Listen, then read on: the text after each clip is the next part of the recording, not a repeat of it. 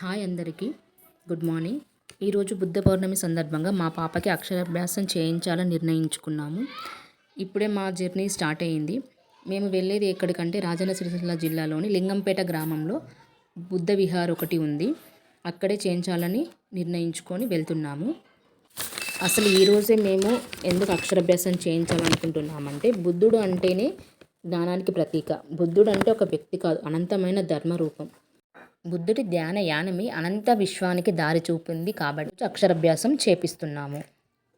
గౌతమ బుద్ధుని ఇది 2569వ జయంతి. ఈ జయంతిని పురస్కరించుకొని ప్రపంచంలోని వివిధ ప్రాంతాలలో వేడుకలు ఘనంగా జరగనున్నాయి. ఎటు పోతున్నాం మనం? ఎందుకు పోతున్నాం చెప్పు, ఎందుకు పోతున్నా నీకు తెలియదా? అయ్యో చూపి, నీ మైదా చూపి, నీ కోన్ చూపి. వావ్, ఇంకేం పెట్టుకున్నావు నువ్వు ఇప్పుడు? అంతేనా? బొట్టు పెట్టుకోలే, జుట్టు వేసుకోలే, చైన్ వేసుకోలే, ఫ్రాక్ వేసుకోలేవా?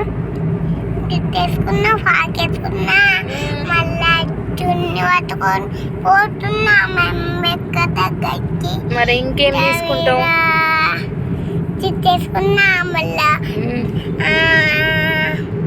నేను మళ్ళా చిత్తుకున్నా అనుకున్నాక అంబేద్కర్ తెచ్చుకున్నాక చూసినాక అంబేద్కర్ దగ్గరకు ఏం చేస్తావు?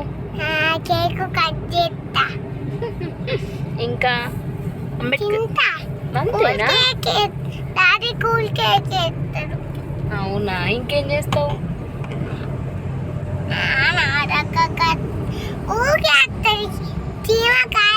చీమ కాదు కానీ ఎటు పోతున్నాం మనం, అది చెప్పు ఫస్ట్.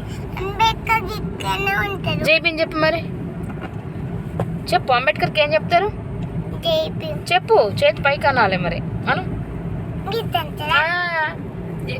చెప్పు, డాడీతో చెప్పు. డాడీకి చెప్పు జైబీ మను. డాడీ నన్ను మను. డాడీ అంటే లేట్రా, డాడీ బ్యాడ్ బాయ్ కదా. అనుమానం ఒకసారి నువ్వు చెప్పు, ఇట్లా అనుమానం చేతి పైకి అనాలి. జైబీ మను. నీకు అంబేద్కర్ ఇష్టమా లేదా? మరి ఇష్టమైనప్పుడు చెప్పాలి కదా జైబీ. నీ చుట్టూ చూపి ఒకసారి. వావ్, నీ డ్రెస్ చూపి.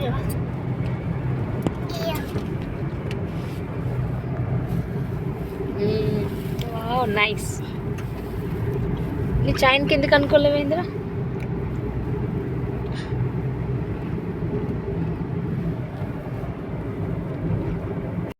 చెప్పు, ఐస్ క్రీమ్ అన్నీ కొనియమంటావు నీకు? చెప్పు మమ్మీ. అంటే కాదు, ఇంతసేపు నేను వృద్ధ లేచినావా? ఐస్ క్రీమ్ అని సరికి లేచి కూర్చున్నావు. పెద్ద దాని ఒక బాక్స్ కొనుక్కోర్రి. ఫ్యామిలీ ప్యాక్ ఉంటుంది కదా, కొనుక్కుంటాం ఐస్ క్రీమ్. ఆ ఫ్యామిలీ ప్యాక్ కొనుక్కుంటే కానీ మమ్మల్ని ఏమైనా ఇస్తుందా? అమ్మ తోడు పొన్నుగాడు బాగా యాక్టింగ్ నేర్చుకుంటుంది.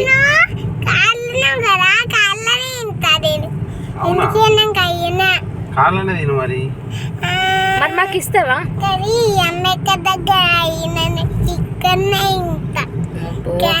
అంబేద్కర్ దగ్గర తినద్దు కదా.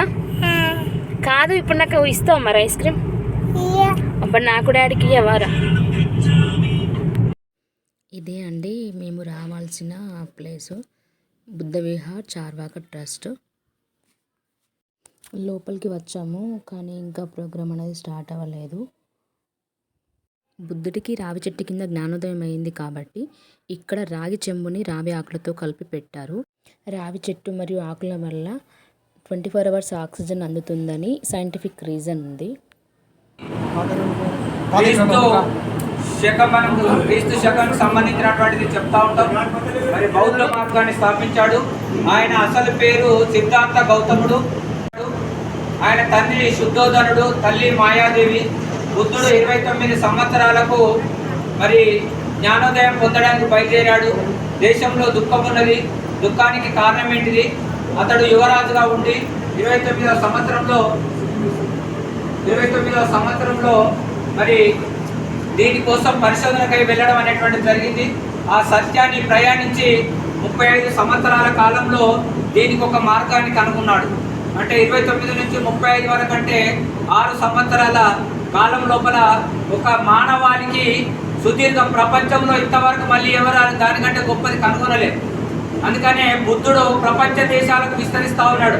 ఇలా Japan, Thailand, Burma, Nagaland, Sri Lanka, భారతదేశంలోనే తక్కువ ఇక్కడ పుట్టినటువంటి బుద్ధుడు ఇక్కడ జ్ఞానం పంచినటువంటి బుద్ధుని యొక్క మార్గాన్ని చార్వాక బుద్ధ విహార్ నుంచి మళ్ళీ జీవం పోసుకుంటా ఉన్నది. ఇక్కడ ఈ ప్రాంతంలో అంటే దాదాపు తెలంగాణలో అటువైపు నాగార్జున సాగరు, హైదరాబాద్లో అక్కడక్కడ బుద్ధ విహార్, ఎన్టీ రామారావు గారి పీరియడ్లో ట్యాంక్ బండ్లో మరి బుద్ధ విహార్ పెట్టడం అనేది జరిగింది. నాగార్జున, అక్కినేని వాళ్ళ ఫ్యామిలీ అంతా కూడా బుద్ధుని మార్గాన్ని అనుసరించే వాళ్ళే. కాబట్టి ఈ ప్రాంతం లోపల బుద్ధిజాన్ని మరి పూర్తిగా ధ్వంసం చేసినటువంటి చరిత్రలో మరి చార్వాక బుద్ధ విహార్ ఫౌండేషన్ నుంచి మళ్ళీ బుద్ధుడు వికసిస్తూ ఉన్నాడు. రోజు రోజుకు పరిపక్వత చెంది 1000 మందికి ఇలా తెలంగాణలో ఉన్న సగం తెలంగాణ వరకు 1000 మందికి మరి మనం గత సంవత్సరంలో ఈ సమాచారాన్ని మరి 35 సంవత్సరాల వయసులో బోధి వృక్షం కింద కూర్చున్నాడు. ఇక్కడ మనం రావి ఆకులను ఎందుకు పెట్టుకుంటామంటే 24 గంటల ఆక్సిజన్ ఇచ్చే చెట్టు ఏదైనా ఉంది అంటే అది రావి చెట్టు.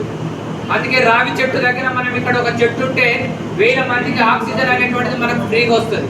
దాని కింద ఉండి 41 రోజు బుద్ధుడు జ్ఞానోదయం పొంది పరీక్ష చేసి చూపించాడు. వేప చెట్టు, చింత చెట్టు కింద మీరు 6 నెలలు మంచం వేసుకొని పడుకోండి, రాత్రిపూట ఖచ్చితంగా మీరు చనిపోయే దశకు వచ్చేస్తూ ఉంటారు. ఎందుకంటే రాత్రిపూట అదంతా కార్బన్ డైఆక్సైడ్ను రిలీజ్ చేస్తుంది. మనకు ఆక్సిజన్ కావాలి. మనం ఆ కార్బన్ డైఆక్సైడ్ని పీల్చుకుంటా నిద్రపోతూ ఉంటే మన శ్వాస ఊపిరితిత్తులు ఆడకుండా మెల్లమెల్లగా రోజు అవి కుంచుకుపోయి 6 నెలల తర్వాత మనం చనిపోయే ప్రమాదానికి వస్తాం. ఇంటి ముందట వేప చెట్టు, చింత చెట్టు, తుమ్మ చెట్టు ఏదో ఉంటే రాత్రిపూట మన పెద్ద మనుషులు దాని కింద చెట్టు కింద మంచం వేసుకొని పడుకుంటారు.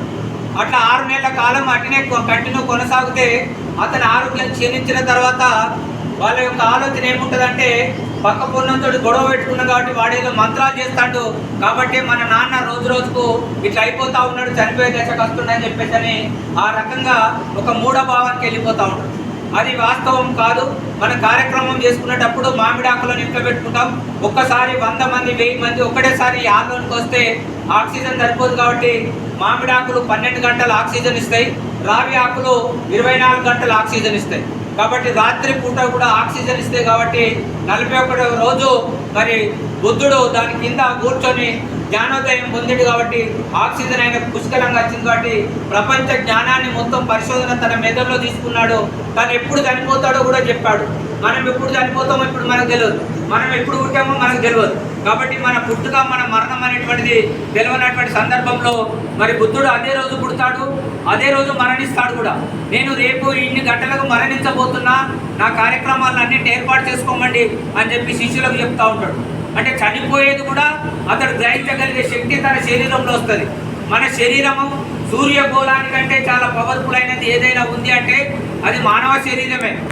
సూర్యగోళాన్ని కూడా బగబగమంటే సూర్యగోళాన్ని కూడా మింగే శక్తి మానవునికి ఉంది. అందుకనే ఈ మానవుడు మనం బ్రూస్లీలో చూడొచ్చు. బ్రూస్లీ అనేటువంటి ఒక వ్యక్తి మామూలు వ్యక్తే, కానీ ఆయన శరీరాన్ని చూస్తే ఇనుప రాడ్ కంటే గట్టిగా ఉంటుంది. మన శరీరాన్ని ఆ రకంగా రోజు ధ్యానము, రోజు ఆ పద్ధతులు చేస్తే ఖచ్చితంగా అలా వస్తుంది. కానీ తెలుసు బుద్ధుడు 563 BCకి అంటే క్రీస్తు పూర్వము అతను పుట్టిండు. నేపాల్ ప్రాంతంలో లుంబిని వనంలో జన్మించిండు. తండ్రి శుద్ధోధనుడు, తల్లి మాయాదేవి. సో కాబట్టి వాళ్ళు బొలియన్ యువరాణి అనేటువంటిది వాళ్ళ దేశానికి సంబంధించిన రాజులు. ఈ అఖండ భారతదేశాన్ని అంటే పాకిస్తాన్ ఇప్పుడు ఉన్నటువంటిది, బంగ్లాదేశ్, ఈ దేశ వ్యవస్థనంతా పరిపాలన చేసినటువంటిది రాజవంశం. దాని తర్వాత అశోకుడు కూడా పరిపాలన చేశాడు. దీన్ని ధ్వంసం చేసి నలంద, తక్షశిల అనేటువంటిది విద్యా జ్ఞానానికి నిలయాలను కొంతమంది పూజారి వ్యవస్థ వాళ్ళ స్వార్థాల కోసం ఈ బుద్ధుని యొక్క జ్ఞానం ఉంటే సమత, ప్రజ్ఞ, కరుణ, సమత అనేది ఉన్నట్టయితే మరి మనం బ్రతకడానికి కష్టమవుతుంది. మనం కూసుండి బ్రతకాలి కాబట్టి ఆ పద్ధతిలో మరి బుద్ధిదాన్ని అనేటువంటిది ధ్వంసం చేయడం జరిగింది. అతను ప్రయాణిస్తున్నటువంటి రేకుర్తి, బాదనకుర్తి, ఇదంతా మొత్తం నిజామాబాద్ ప్రాంతంలో ఈ పేర్లు కలిగినటువంటి అన్ని కూడా బుద్ధుడు కాలినడకన ప్రయాణించింది. కరీంనగర్ నుంచి మళ్ళీ రేకుర్తి, రేకుర్తి నుంచి బాదనకుర్తి, బాదనకుర్తి నుంచి నాగార్జున సాగర్, నాగార్జున కొండ ఆ ప్రాంతంలో ఇదంతా బుద్ధుడు కాలి నడకన ప్రయాణం చేస్తూ పోతూ వాళ్ళు అడిగిన ప్రశ్నలకు, ప్రతి వ్యక్తి అడిగిన ప్రశ్నలకు సమాధానం చెప్పుకుంటూ పోయినటువంటి సందర్భాన్ని బుద్ధుని తీసుకున్నాం. మరి బుద్ధుని మనం ఎందుకు కొలవాలి అనే దానిలో, బుద్ధుని యొక్క దానిలో ఏమైనా మంచి గొప్ప విషయాలు ఉన్నాయా, మానవాళికి ఉపయోగపడేటియా, జీవన విధానానికి ఉపయోగపడేటియా ఆలోచించుకోవాలి. ఇందులో మనము ఏదో నాకు చేస్తే అక్కడికి అభూత కల్పన, పుణ్యం వస్తుంది, ఏదో నేను చనిపోయిన తర్వాత నరకం పోతా, పాపము పుణ్యం అనేటువంటిది కాదు. నీ జీవన విధానం మార్గం ఎట్టుందో తెలుసుకోమని చెప్తా ఉంటాడు. సన్యాసం అనేది 29వ ఏట సన్యాసాన్ని స్వీకరించాడు. అతడు ప్రపంచ కష్టాల కారణాలు తెలుసుకోవడానికి ప్రయత్నం చేశాడు. 35 సంవత్సరాల జ్ఞానోదయం పొందాడు. జ్ఞానోదయం పొందినటువంటిది రావి వృక్షం. అతని బోధనలు, బుద్ధుడు తన జ్ఞానోదయానికి తర్వాత ప్రజలకు బోధించాడు. ఆయన బోధనలు 4 మహోన్నత సత్యాలు, తర్వాత అష్టాంగ మార్గాలు. ఈ 4 మహోన్నత సత్యాలు ఏంటి అనేటువంటిది మనం తెలుసుకునే ముందు ఆయన మరణము 80 ఏళ్ల వయసులో మరణించాడు. బుద్ధుడు 80 సంవత్సరాలకు నేను ఈరోజు మరణిస్తున్నానని చెప్పి మరణించాడు కుశీనగరంలో. 4 మహోన్నత సత్యాలలో నంబర్ 1 దుఃఖం ఉన్నది అన్నాడు. మనిషికి దుఃఖం ఉన్నది అన్నాడు. మనం అందరం ఈరోజు దుఃఖంతో నిండి ఉన్నాం. 100% దుఃఖంతో నిండి ఉన్నాం. ఇవాళ ఇక్కడికి రావడానికి కూడా మనం దుఃఖంతో వచ్చాము, పోవడానికి దుఃఖంతో వచ్చాము, వెళ్ళడం కూడా దుఃఖంతో వెళ్తున్నాం, గుట్టెక్కడానికి కూడా దుఃఖంతో వెళ్ళాం. అబ్బా ఇంత బాధ ఉంది, అబ్బా ఇంత చెప్టేస్తుంది, అబ్బా ఇంత ఎండ కొడుతుంది, అబ్బా నాకు బస్ దొరకలే, అబ్బా టైం అయింది, అక్కడ వాళ్ళు కార్యక్రమం చేస్తుండ్రు, అబ్బా 7 గంటలకు రావాలని అనుకున్నాం, కమిటీ సభ్యులంతా 7 గంటలకు తీర్మానం చేశాం, అబ్బా 7 గంటలకు పోవాలి అనేటువంటి, ఖచ్చితంగా పోవాలి అనేటువంటి దానిలో ప్రతిదీ కూడా మనము దుఃఖంతో మనము స్వీకరిస్తూ ఉంటాం. ఆ దుఃఖానికి, జీవిత దుఃఖానికి కష్టాలతో నిండి ఉంది అని చెప్పాడు. అంటే ప్రతి మనిషికి దుఃఖం అనేది కష్టాలతో నిండి ఉంది. బుద్ధుని అర్థం చేసుకుంటే మనం బ్రతకడం. బాయ్ అండి అందరికీ. ఇది మా పాప అక్షరాభ్యాసం పార్ట్ 1. ఈ వీడియో కనుక మీకు నచ్చినట్లయితే please do subscribe my channel.